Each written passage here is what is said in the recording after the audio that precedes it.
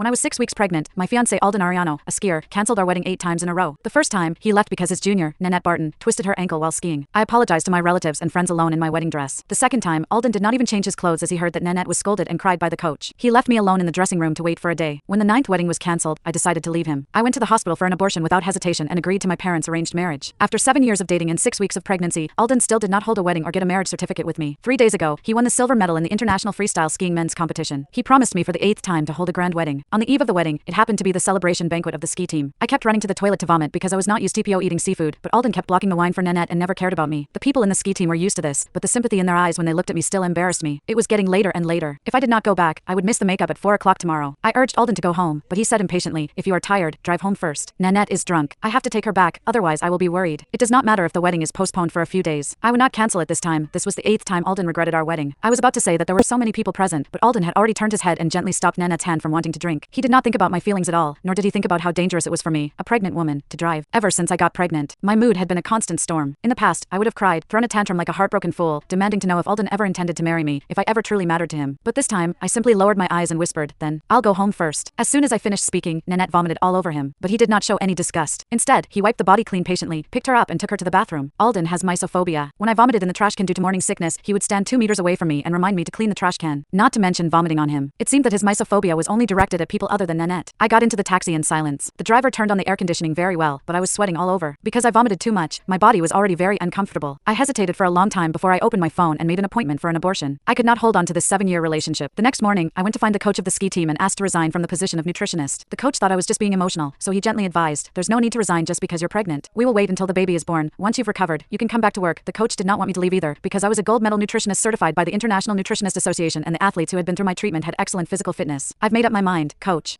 Hey, I know that Alden is a bit confused, but we all know his feelings for you. When you were together 7 years ago, he confessed to you on the top of the snow mountain." The coach smiled helplessly and approved my resignation. If he did not mention it, I would have almost forgotten how fast my heart beat on the day Alden confessed to me 7 years ago. When I got home, Alden still did not come back. A night had passed. I clicked on Instagram and found that the members of the ski team had posted Instagram at the same time. Nanette's Instagram was at the top. "To celebrate the award of my senior Alden, I will pay for everyone to go on vacation in Sonia. P.S. It is also to thank him for taking care of me all night last night. Woohoo, my alcohol tolerance is really too bad." Blushing. It seemed that Alden would not be able to come back in the next few days. I did not know when he would postpone the wedding as he said. I held back the nausea that was coming up again and checked my email. I had received replies from many companies to my nutritionist resume that I sent not long ago. I replied to a large Swiss food manufacturer. Because Alden seldom went abroad, after I went to Switzerland, the possibility of us meeting would be almost zero. Only in this way could I let time slowly heal my pain. After making the decision, I started to pack my things. As soon as I opened the suitcase, Alden came back. He was a little surprised to see me open the suitcase, so he asked, "Have you seen Nanette's Instagram?" So, Alden thought I wanted to help him pack his luggage. How innocent he was.